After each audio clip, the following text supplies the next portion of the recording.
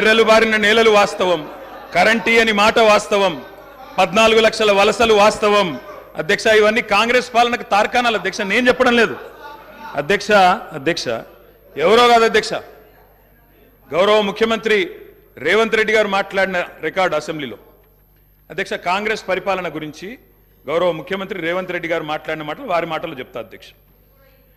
వారు చెప్పినారు రేవంత్ రెడ్డి గారు, ఇది 2014 25 జూన్ అధ్యక్ష. వారి మాటలు నేను కోట్ చేస్తా ఉన్నా, అసెంబ్లీ రికార్డు అధ్యక్ష. నేను చదువుకోవడానికి హైదరాబాద్లో ఉంటే నా తండ్రి గారు చనిపోతే మా గ్రామానికి పోయినాను.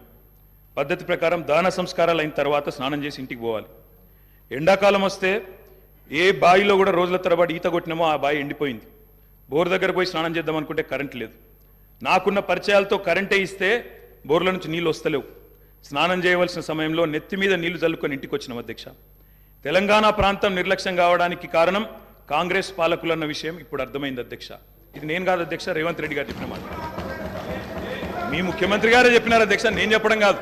నేనేమంటున్నా అధ్యక్ష, మీరు దాచేస్తే దాగని సత్యాలు చరిత్ర. అధ్యక్ష, ఇట్లా నిమిషానికి ఒకసారి ఇంటరప్ట్ చేస్తే ఎట్లా అధ్యక్ష? ఇంత ఆవేశం ఎందుకు? బట్టన్నా అధ్యక్ష, ముఖ్యమంత్రి గారు మాట్లాడతారు తర్వాత, మీకెందుకు బాధ? బట్టి గారు ఇంత బాధపడితే కష్టం. ఇందిరమ్మ పాలన గురించి రేవంత్ రెడ్డి గారు చెప్పిన మాట ఇది.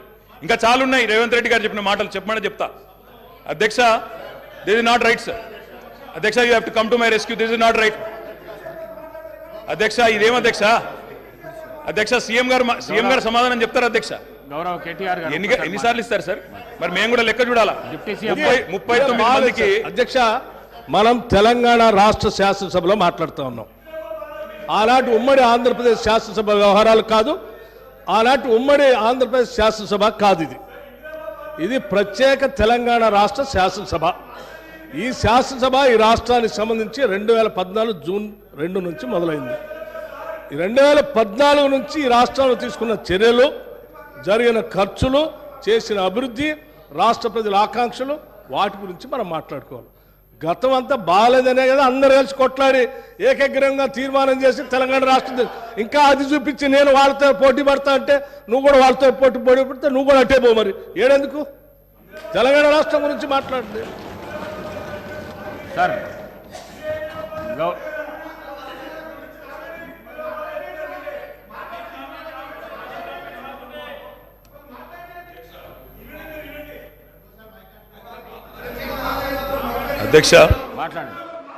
అధ్యక్ష, ఇందిరమ్మ పాలన అంటే 84 వరకు ఇందిరమ్మ పాలన ఉండే సార్. మరి ఇందిరమ్మ రాజ్యం తెచ్చినాం ఇందిరమ్మ పాలన తెచ్చినాం అంటే మరి ఇందిరమ్మ పాలన గుర్తు చేయాలి కదా సార్. ఇందిరమ్మ పాలనలో గంజి కేంద్రాలు ఉండేది గుర్తు చేయాలి, ఇందిరమ్మ పాలనలో కరెంటు లేనిది గుర్తు చేయాలి, ఇందిరమ్మ పాలనలో నిర్బంధాలు గుర్తు చేయాలి, ఇందిరమ్మ పాలనలో నియంతృత్వం గుర్తు చేయాలి, ఇందిరమ్మ పాలనలో ఎమర్జెన్సీ రోజులు గుర్తు చేయాలి, ఇందిరమ్మ పాలనలో ఆర్టికల్ 365 ఎట్లా యూజ్ చేసి ప్రజాస్వామికంగా ఎన్నుకున్న ప్రభుత్వాలను రద్దు చేసినో గుర్తు చేయాలి, ఇందిరమ్మ పాలనలో ఎట్లా ముల్కీ రూల్ను తుంగలో దొక్కినో గుర్తు చేయాలి, ఇందిరమ్మ పాలనలో ఎట్లా రాష్ట్ర ప్రభుత్వాలను ఒక నియంతలాగా శాసించినో గుర్తు చేయాలి, ఇందిరమ్మ పాలనలో ఎట్లా ఇంటింటికి తాగునీళ్ళు ఇవ్వలేని దుస్థితులను గుర్తు చేయాలి, ఇందిరమ్మ పాలనలో ఎట్లా అయితే గరీబీ హటావో అని నినాదం ఇచ్చి మర్చిపోయినో గుర్తు చేయాలి. రాజశేఖర రెడ్డి గారిని గుర్తు చేసుకున్నప్పుడు, కిరణ్ కుమార్ రెడ్డి గారిని గుర్తు చేసుకున్నప్పుడు వారు తప్పకుండా మేము కూడా అన్ని చెప్పాలి కదా సార్. పోతిరెడ్డి పాడు పొక్కదవి నీళ్లు తీసుకుపోతుంటే హారతులు పట్టిన వాళ్ళ సంగతి చెప్పాలా, హంద్రీనివాకు హారతులు పట్టిన వాళ్ళ సంగతి చెప్పాలా, తెలంగాణకు అన్యాయం చేసిన ప్రతి ఒక్కరి సంగతి చెప్పాలా. కేవలం సెలెక్టివ్గా తలుచుకుంటాం, ఇందిరమ్మ పేరు అవసరం వచ్చినప్పుడు తలుచుకుంటాం, లేకపోతే తలుచుకోమంటే ఎట్లుంటుంది అధ్యక్ష? కాబట్టి తప్పకుండా చెప్పాలా. చరిత్ర అనేది దాస్తే దాగేది కాదు అధ్యక్ష. ప్రగతి భవన్కు పోయి అక్కడ కేసీఆర్ గారి పేరు మీద మట్టి పూయంగానే చరిత్ర మరుగున పడిపోదు అధ్యక్ష. తప్పకుండా వాస్తవాలుగానే ఉంటాయి. వాస్తవం ఏంది అంటే 50 ఏళ్ల గోస తర్వాత కలిసొచ్చే కాలానికి నడిసొచ్చే కొడుకు కేసీఆర్. తెలంగాణ తల్లిని దాస్య శృంఖలాలు తెంచిన కొడుకు కేసీఆర్ గారు అధ్యక్ష. ఇవాళ వారు మాట్లాడినారు గవర్నర్ గారు, మార్పు మొదలైంది, నిర్బంధం పోయింది అన్నారు. అవును అధ్యక్ష, మార్పు మొదలైంది, నిర్బంధం పోయింది. ఎప్పుడు పోయింది అధ్యక్ష నిర్బంధం? జూన్ 2, 2014 నాడు దాస్య శృంఖలాల నుంచి శ్రీశ్రీ గారు చెప్పినారు అధ్యక్ష, బానిసకొక బానిస అని.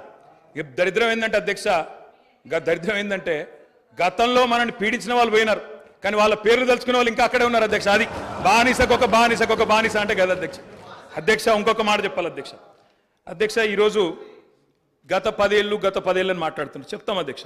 విద్యుత్ సంస్థల గురించి చెప్తాను, ఇంకా చాలా విషయాలు చెప్తాను. మధ్యలో వారే ఇప్పుడు ఒక 15 నిమిషాలు డిస్టర్బ్ చేశారు. మీరు లెక్క రాసుకోవాలి. మీరు కూడా మేము 39 మంది ఉన్నాం, వాళ్ళు 64 మంది ఉన్నారు. మిడిసిపడుతున్నారు అధ్యక్ష. ఎంత అధ్యక్ష తేడా? 1.85% ఓటు మాత్రమే.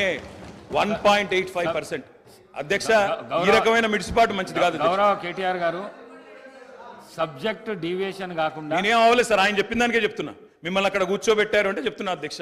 ఎక్కువ తేడా ఏం లేదు సార్, మిడిసిపాటు వద్దని చెప్తున్నా సార్. అధ్యక్ష, నీళ్లు, నిధులు, నియామకాలు, ఇది మా ఉద్యమ నినాదం. దాన్నే అధ్యక్ష వారు సమాధానం ఎట్లాగో చెప్తారు చెప్పండి సార్. సమాధానం ఎట్లాగో చెప్తారు. Leader of the house. Speaker sir, కొంతమంది ఎన్ఆర్ఐస్కి ప్రజాస్వామిక స్ఫూర్తి అర్థము అవగాహన కాదు.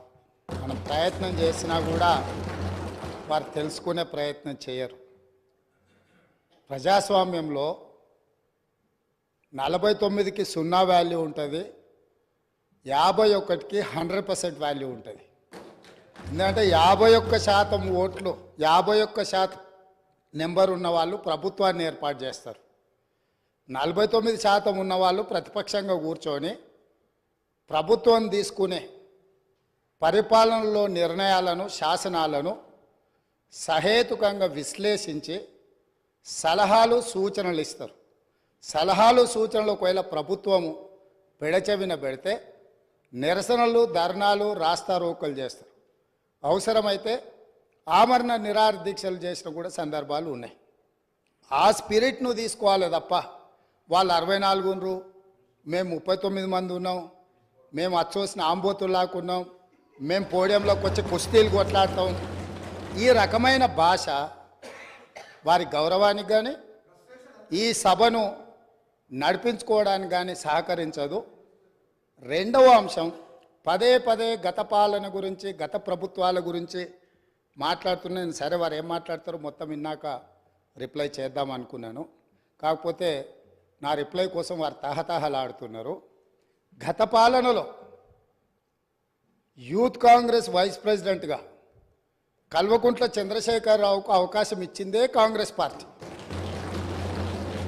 సింగిల్ విండో డైరెక్టర్గా ఎన్నికల్లో పోటీ చేయడానికి ఇస్తే కాంగ్రెస్ పార్టీ తరఫున నిలబడి ఓడిపోయిందే చంద్రశేఖరరావు. గత పాలనలో ఎంపీగా గెలిపించిందే కాంగ్రెస్ పార్టీ. గత పాలనలో షిప్పింగ్ మినిస్టర్ ఇచ్చిందే కాంగ్రెస్ పార్టీ. ఆ తర్వాత కార్మిక శాఖ మంత్రి ఇచ్చిందే కాంగ్రెస్ పార్టీ. అంతెందుకు ఇక్కడ సభ్యుడు ఉన్నాడు, వారు కూడా వారి కుటుంబ సభ్యులే. ఎమ్మెల్యే కాకుండానే మంత్రిని చేసి తర్వాత ఎమ్మెల్యేగా ఎన్నిక చేయడానికి సహకరించిందే కాంగ్రెస్ పార్టీ. ఈరోజు వాళ్ళు ఏ పేరైతే వినోద్ అనుకుంటున్నారో ఆ రాజశేఖర రెడ్డి గారే ఆ మంత్రివర్గంలోనే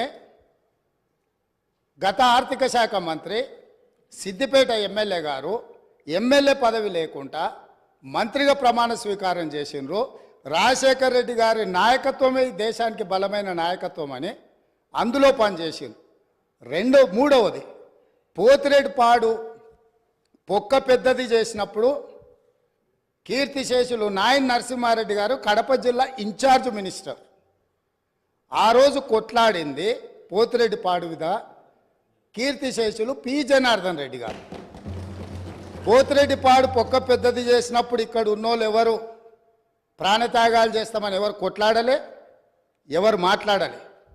సొంత పార్టీ, సొంత ప్రభుత్వం ఉన్న తెలంగాణ ప్రజల హక్కులను భంగం కలిగించొద్దు, కృష్ణానది జలాలలో మా వాటా మాకు ఉండాలి, మా వాటాను ఎవరు తీసుకెళ్ళినా మేము ఒప్పుకోమని కొట్లాడింది ఆనాటి నాయకుడు పి జనార్దన్ రెడ్డి గారు మాట్లాడినారు తప్ప వీళ్ళు కాదు. కాబట్టి ఈరోజు వీళ్ళందరూ ఏ పాలకుల గురించి మాట్లాడుతున్నారో ఆ పాలకులు ఇప్పుడు మాట్లాడుతున్న పెద్దలు ఎట్లెమ్మెల్యేనరు? వాళ్ళ తండ్రి గారి గురువైన చంద్రబాబు నాయుడు గారి పార్టీతో పొత్తు పెట్టుకుంటే ఆ పార్టీ మద్దతు